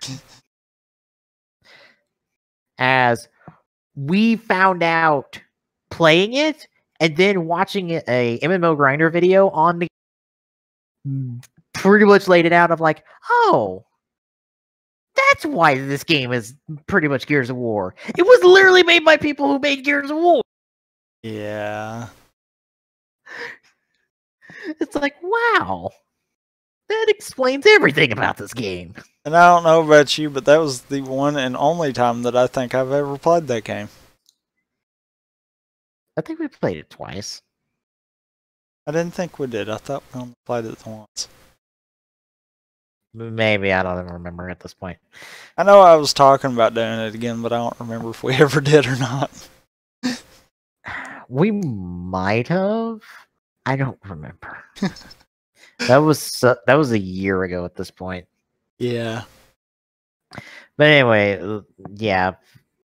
Halo, I have issues with Halo 5, even though Halo Canon's like going, Halo 5 isn't that bad, and I'm like, Cortana makes no goddamn sense unless she is a rampant copy of herself. I doubt if the original Cortana was cured of her rampancy, that she would have gone fucking crazy maniacal warlord that she did. This has to be a copy of her. To be fair, Microsoft lost all hope I had in the extended Halo games with the way they did the Halo 4 multiplayer. Mm-hmm. Like right there, that burnt me on that one, and I'm done. And then they refused to do anything cool, which they did something cool with the 3D printed Spartans, but no one who doesn't play Halo 5 can fucking have access to it like a fucking bunch of cocks. Yeah.